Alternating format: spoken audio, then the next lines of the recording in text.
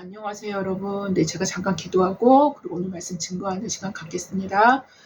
하나님 아버지 감사합니다. 오늘도 주의 말씀을 우리가 듣고자 하나님 이 자리에 모였습니다. 하나님 지금 방금 드린 찬양처럼 하나님 우리가 주님을 맞을 준비를 항상 할 수 있도록 주님 역사하여 주시옵소서. 지금 오늘 이 시간도 주님을 맞을 준비가 되어질 수 있는 그러한 시간이 되게 하여 주시옵소서. 하나님 인간적인 우리 자신의 의가 아닌 믿음의 의를 쫓아 나아갈 수 있는 우리 모두가 되게 하여 주시사 하나님 참으로 하나님께서 인정하시고 하나님께서 받아들일 수 있는 하나님 믿음의 의로 나아감으로 말미암아 또 그와 그에 맞는 믿음의 의의 열매를 맺어갈 수 있는 우리의 삶이 되어줄 수 있도록 주님 역사하여 주시기를 원합니다.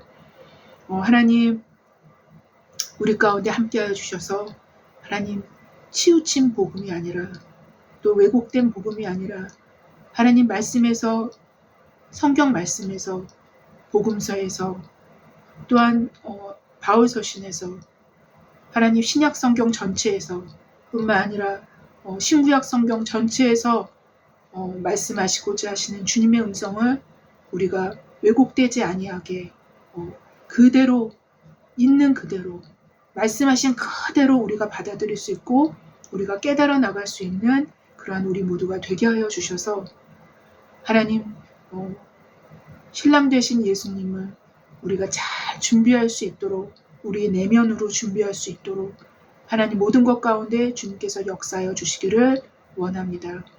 감사하며 예수님의 이름으로 기도했습니다. 아멘. 네, 여러분 오늘도 제가 로마서 말씀을 들고 섰습니다. 네, 올해는 2023년은 거의 로마서 말씀으로 계속 설교 본문이 주어지고 있는데요. 아마 24년도 마찬가지일 것 같습니다. 네, 그래서 계속적으로 로마서를 설교 본문으로 잡고서 설교를 진행할 것입니다. 그래서 오늘은 4장으로 들어왔죠. 그렇죠? 저번 주부터 4장으로 들어왔습니다. 네, 그래서 로마서 본론 첫 번째로 믿음의 법 5번째 시간을 갖고자 합니다. 네, 그래서 믿음의 법 5번째 시간으로 아브라함을 통한 성경적 사례에 이제 시간을 갖고자 하는데요. 로마서 4장 저번 주 본문 그 다음 본문이죠. 4절 5절입니다. 네, 그래서 오늘 본문을 제가 한번 읽어보겠습니다. 네, 로마서 4장 4절 5절입니다. 네. 일하는 자에게는 그 삭시 은혜로 여겨지지 아니하고 보수로 여겨지거니와 일을 아니할지라도 경건하지 아니한 자를 의롭다 하시는 이를 믿는 자에게는 그의 믿음을 의로 여기시나니. 네, 이 말씀입니다. 네, 그래서 말씀을 우리가 왜곡됨이 없이 잘 들을 수 있는 시간이 되시길 바라면서 성령님께 간구하는 마음으로 성령님을 의지하는 마음으로 왜냐하면 성령님께서 실제로 우리의 내면 가운데서 말씀을 해석해 주시고 말씀을 깨닫게 하시는 분이 실제로 그 일을 진행하시는 분이 성령님이셔요. 네, 성령님을 의지하면서 말씀을 듣는 시간을 가졌으면 좋겠습니다. 네, 어떤 왕이 한 시인을 거느리고 있었는데요. 자칫날 그에게 아름다운 시 한 편을 읊도록 명령을 했습니다. 술잔들은 흘러넘쳤으며 많은 귀빈들이 아주 많이 모여 있었습니다. 네, 상상을 한번 해보세요. 네. 시인은 수금을 타면서 모든 사람에게 아주 아름다운 가락을 들려주기 시작했습니다. 그러나 그의 시의 내용은 그 시의 내용은 자신에게 영광을 돌리는 것이었습니다. 즉 그것은 음영 시인인 자신이 수행했던 노래의 공적을 찬양하는 것이었습니다. 잘 듣다 보니까 이제 보니까 더 깊은 부분을 보니까 다 자기 자신에 대해서 얘기를 하는 거예요. 네. 찬양하는 것이었어요. 그는 호엘의 수금을 찬양하였으며 처음에는 그리고 위대한 레윌린의 시를 칭송하는 것 같았어요. 처음에는 그러면서 점점 이제 그 깊은 부분에서는 자기 자신을 찬양하는 것이었겠죠. 또한 아주 높은 목소리로 자신과 그의 모든 영광을 노래했습니다. 연회가 끝난 뒤 시인은 왕에게 보수를 달라고 말했습니다. 그러자 왕은 이렇게 말했어요. 너는 너 자신을 위해서 노래했다. 그러니 내가 네가 네 자신에게 삭슬 줘라. 너의 찬양은 내 자신이 주제였다. 네 자신이 주제였다는 겁니다. 네 자신이 주제였다. 네 자신이 너 자신에게 삭슬 주는 주인이 되어라. 라고 왕이 얘기한 것입니다. 그러자 시인이 외쳤어요. 내가 아름답게 노래하지 않았습니까? 왕의 시여 내게 삭슬 주소서. 라고 얘기한 것입니다. 여러분 무엇이 생각이 듭니까? 인간의 많은 부분은, 인간의 많은 노력은, 인간의 많은 선행은 자신을 높이고 자신을 위한 일이었으면서도 불구하고 삭슬 요구하는 것입니다. 인간의 많은 일들이 그렇습니다. 그거로 비유한 거죠. 그러나 왕은 이렇게 이 시인이 이렇게 얘기했죠. 내가 아름답게 노래하지 않았나이까 나에게 삭슬 주십시오. 이렇게 얘기한 것입니다. 그러자 왕은 또 다시 이렇게 대답을 할 뿐이었어요. 내가 그러한 아름다운 재능을 내 자신을 위해서 허비한다는 것은 너의 교만을 생각해서라도 더 나쁜 것이다. 라고 왕은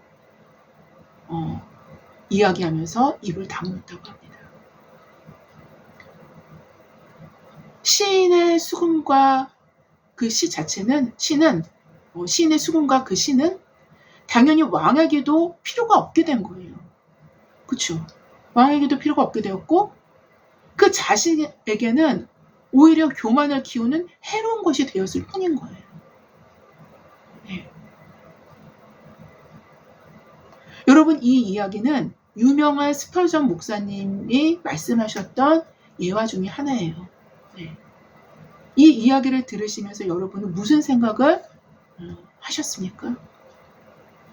그리고 이 이야기에서 상징되어지는 왕은 바로 하나님이신데요. 왕은 왜 그 아름다운 곡조로 시를 읊은 시인에게 삭슬 주지 않은 것입니까? 삭슬 주지 않은 왕이 불의하다고 생각할 수 있겠습니까? 또 삭슬 요구했으나 결국 받지 못한 시인은 왕을 향해서 정당하지 못하다고 말할 수 있겠습니까? 왕은 시인이 시인으로서 읊은 그 행위 자체를 거부한 것이 아닙니다. 그렇죠? 사실은 그 행위로 드러난 교만과 자신을 높이는 자랑을 거부한 것인 거예요. 왕은. 왜냐하면 삭슬 전제로 시인을 만찬석에 초대한 사람이 왕 자신이었기 때문이에요. 이와 마찬가지입니다. 하나님은 인간의 아름다운 행위 자체를 거부하시거나 싫어하시는 분이 아니시라는 것입니다. 사실은 그 행위들로 드러난 인간 스스로를 높이고 자랑하는 교만을 거부하시는 것이기 때문인 거예요. 여기서 제가 여러분께 한 가지 질문을 던지고자 합니다. 만약 현대를 살아가는 그리스도인들 중에서 행위를 강조하는 것을 나쁜 것이야. 믿음은 좋은 것이야. 라고 이분법적으로 생각하는 사람이 있다고 합시다. 이 사람의 절대시하는 믿음 자체가 이 사람의 우상이 되어서 믿음 자체를 믿는 신앙인으로서 자신의 삶에서 믿음으로 처리된 무언가를 스스로 찬양하며 믿음 있는 자신을 스스로 높이고 자랑한다면 어떻게 되겠습니까? 뭐 어떻게 될 것 같아요, 여러분? 여러분 실제로 이런 경우가 상당히 많아요. 네, 상당히 많습니다. 제가 성경적 입장에서 말씀드릴 수 있는 것은 이 사람은 이미 기독교적 믿음에서 상당 부분 왜곡되어 있고 벗어난 믿음을 소유하고 있다라고 분명하게 말씀드릴 수 있습니다. 이미 자신의 믿음 있음을 스스로 자랑한다는 것은 믿음을 율법의 행위와 동일한 방식으로 사용하고 있다라는 명백한 증거라고 할 수 있기 때문이에요.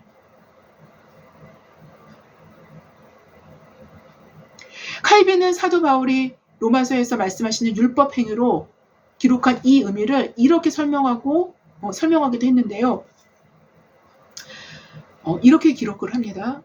바울이 율법의 행위라고 말하는 것은 공로가 되는 행위라고 말하는 것과 같다라고 기록하고 있어요. 즉 현대판 율법의 행위는 기묘하게도 믿음을 가장한 자랑과 공로가 되어버린 가짜 믿음이 현대판 율법의 행위라고 할 수 있기 때문이에요.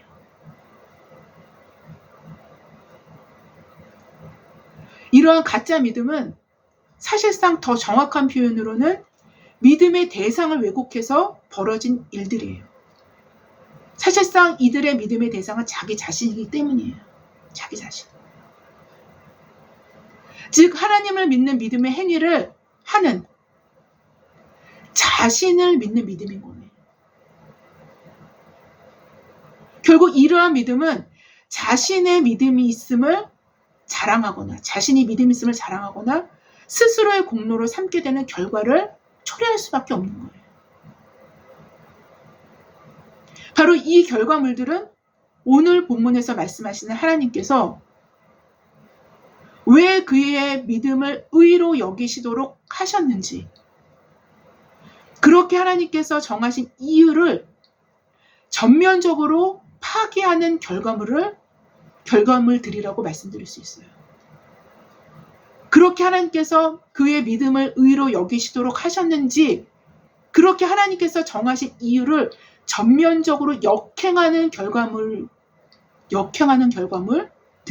할 수 있기 때문인 거예요. 즉 이러한 결과물들, 믿음이 공로가 되는 이러한 결과물들은 인간 자신들의 자랑과 공로를 폐하시고자 하신 하나님의 의도에서 역행하는 변질되고 왜곡된 형태의 믿음을 보여주고 있기 때문인 거예요.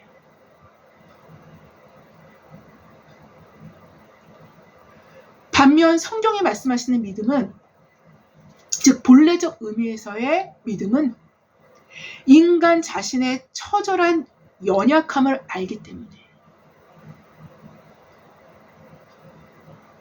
자신을 믿을 수가 없는 거예요. 그래서 하나님뿐이 믿을 수가 없는 상태에서의 믿음을 얘기하는 겁니다.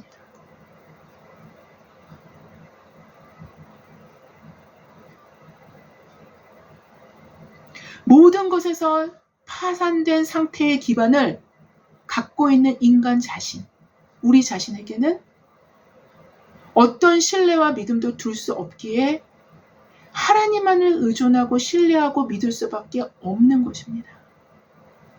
이게 성경에서 얘기하는 믿음이에요. 이것이 성경적인 믿음이며 그 믿음의 대상을 오직 하나님으로만 삼는 사람인 거예요. 오늘 본문이 이렇게 기록합니다. 로마서 4장 4절부터 5절입니다. 일하는 자에게는 그 삭시 은혜로 여겨지지 아니하고 보수로 여겨지거니와 이를 아니할지라도 경건하지 아니한 자를 의롭다 하시는 이를 믿는 자에게는 그의 믿음을 의로 여기시나니 라고 기록을 합니다. 여기서 일하는 자라는 의미는 율법적인 행위, 율법적인 선행을 의미하는 거예요.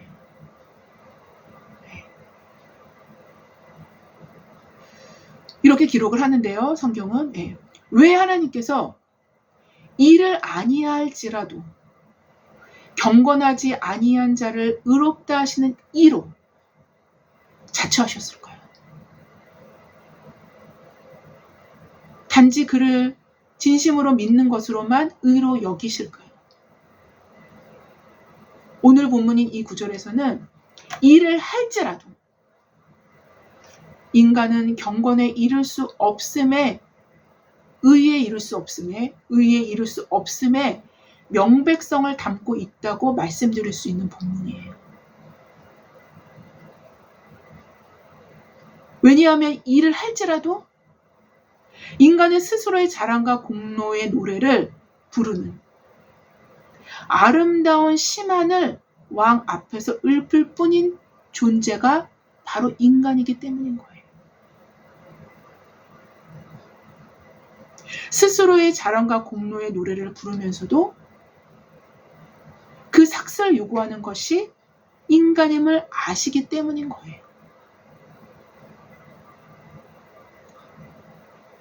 행여 그 삭슬을 받았다 할지라도 그 삭슬은 그에게는 당연한 보수일 뿐이지 은혜는 될 수 없기 때문인 것입니다. 예화에서 그 시인은 왕이 삭슬 주었더라도 만약에 왕이 삭슬 주었더라도 그는 당연히 보수로 여겼을 거예요. 자기를 위한 시와 수금이었음에도 불구하고 말입니다. 그래서 오히려 하나님은 이 모든 인간의 자랑과 공로를 유발하는 모든 내적 시스템, 인간의 자랑과 공로를 유발하는 모든 내적 시스템을 뒤엎는 선언을 하신 거예요. 그게 바로 믿음으로 말미암는 의, 이신칭인 거예요.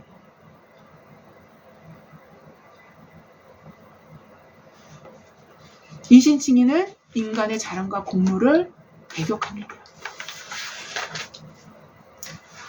다시 본문을 말씀드릴게요. 일을 아니할지라도 경건하지 아니한 자를 의롭다 하시는 이를 믿는 자에게는 그의 믿음을 의로 여기시나니. 여기서 경건하지 아니한 자를 의롭다 하시는 이를 믿는 자는 바로 그 자신이 경건하지도 않고 칭찬받을 만한 공로가 없는 자신임을 아는 자라는 것입니다.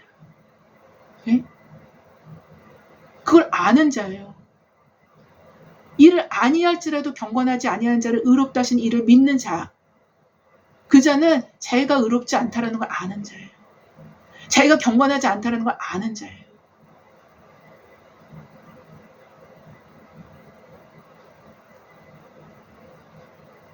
자기가 칭찬받을 만한 공로가 없는 자라는 것을 아는 자인 거예요. 바로 이런 자들만이 그러한 자신을 제외시키지 않겠습니까? 자기가 별 볼일 없기 때문에 그러한 자신을 제외시키고 하나님만을 믿고 의지할 수 있는 내적 환경을 갖추고 있는 자들이라는 것은 분명합니다.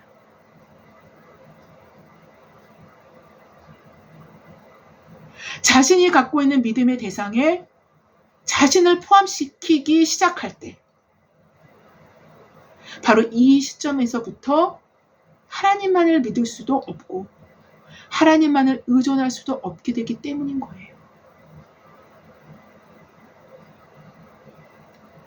특별히 오늘 본문은 아브라함의 이야기로 이신칭의를 입증해 나가는 상황에서 기록된 말씀이라고 할 수 있습니다. 그리고 사도는 오늘 본문에 뒤이어서 이제 다음 주 본문이 되겠죠. 로마서 4장 6절 8절은 바로 다윗의 시편을 기록을 합니다. 즉 아브라함과 다윗의 이야기가 로마서 4장에 보여주는 믿음의 조상들로 거론되는 이야기들이 펼쳐지죠. 이제 아브라함 이야기가 주로 펼쳐지겠지만 다윗의 이야기도 이제 나옵니다. 사도는 아브라함과 다윗의 자손으로 대표되는 누구시죠? 예수 그리스도. 예수 그리스도를 생각나게 하는 구약의 대표적인 믿음의 조상들을 넌지시 보여주는 듯한 느낌을 받는데요. 정확하게 아브라함과 다윗은 오실 메시아를 믿은 사람들입니다.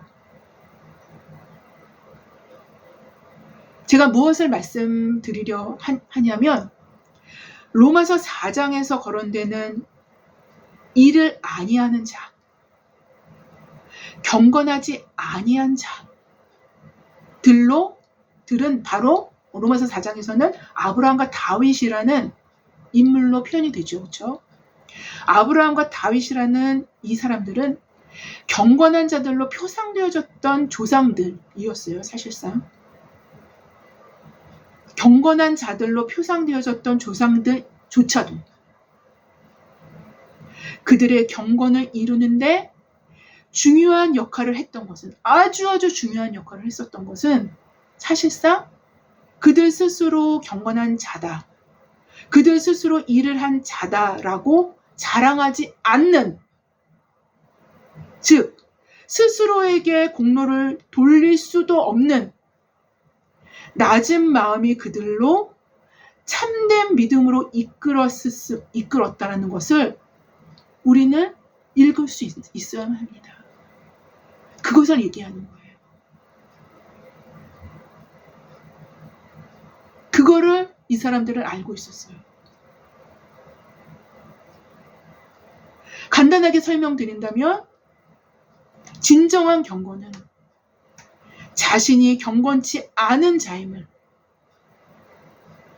아는 데서부터 시작할 수밖에 없다는 것입니다. 진정한 경건은 자신을 정직하게 직면하는 데서부터 시작할 수밖에 없는 거예요. 바로 이런 내적 환경이 선행되지 않는다면 경건의 창조자이신 하나님을 의지할 수도 없기 때문인 것입니다.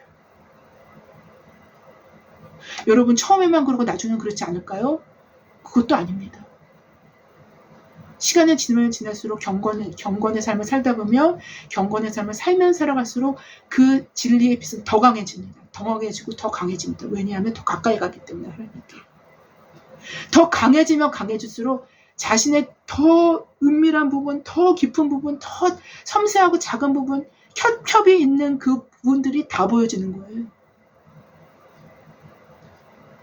그래서 우리의 삶은 매일의 삶, 죽을 때까지 그리스도의 보혈을 의지할 수밖에 없는 거예요.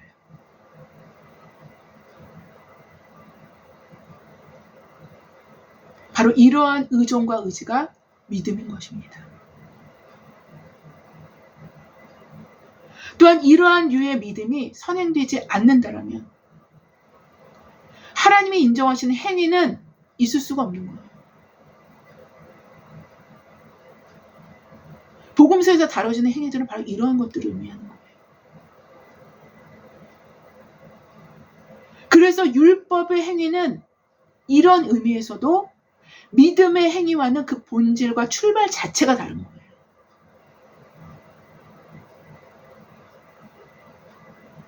여러분, 이 세상에는 수많은 보여지는 행위들이 있어요.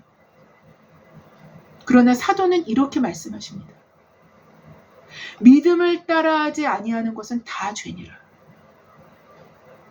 제가 이 본문 로마서 14장 말씀 이 본문을 되게 많이 인용을 하죠. 그렇죠? 네. 믿음을 따라하지 아니하는 건 다 죄니라. 왜 이렇게 사도는 극단적으로 볼 수밖에 없는 말씀을 하셨을까요? 하나님을 믿는 믿음에서부터 유발되는 행위가 반드시 있으며 곧 그것만이 하나님이 인정하시는 행위가 될 것이라는 것입니다. 뿐만 아니라 역으로 우리는 믿음의 행위들을 하는 우리 스스로의 행위가 진짜 믿음에서 나온 것인지 가짜 믿음에서 나온 것인지도 분별 가능하다는 거예요. 이것에 대해서는 하나님은 전능하시기 때문에 하나님은 아시죠. 하나님과 우리 자신을 알아요. 딱 두 존재는 압니다. 하나님과 우리 자신을 알아요. 분별할 수 있어요. 이미 지금까지 말씀드려온 바인데요. 자신의 믿음이 자신을 공로자로 내세우는지, 자신 스스로를 자랑하는지로 명백하게 드러납니다. 자기 자신 안에서. 만약 여러분과 저의 믿음이 자신을 공로자로 내세운다면 그것은 율법의 행위의 변조에 불과한 거예요.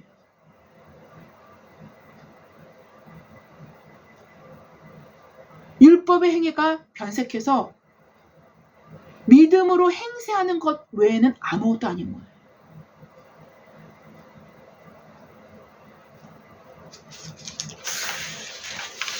성경적인 믿음은 우리가 전능자 앞에서 빈손든 자임을 알게 합니다. 빈손든 자임을 알게 해요. 자신에 대한 자랑과 공로를 찾을래야 찾고 싶어도 찾아질 수도 없는 연약한 자신을 보게 할 것입니다. 그래서 자신을 중요한 인물로 생각하지 않게 돼요.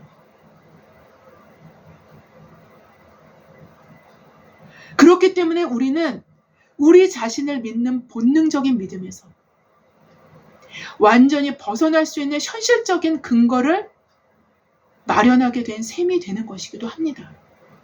네. 이럴 때 우리의 믿음의 대상은 오직 하나님 한 분, 삼위일체 되신 하나님 외에는 없게 되는 것입니다. 경건하지 않다고 생각할 수 있는 자가 빈손든 자인 거예요. 하나님, 난 아무것도 없습니다. 스스로 경건하다는 칭찬은 율법 행위의 친구일 뿐입니다.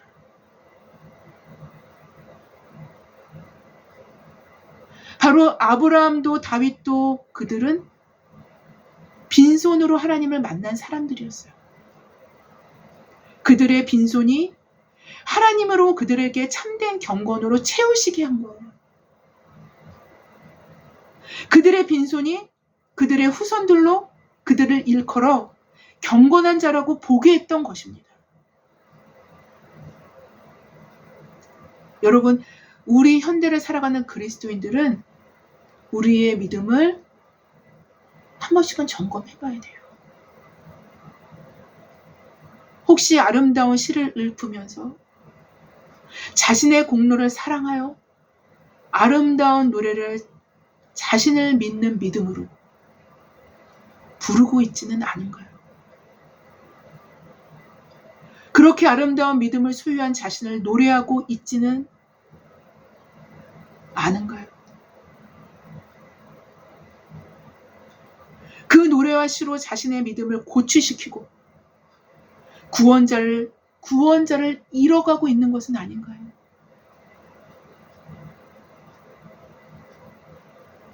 도리어 스스로의 믿음으로 살아온 것에 대한 삭슬 요구하고 있지는 않은가요?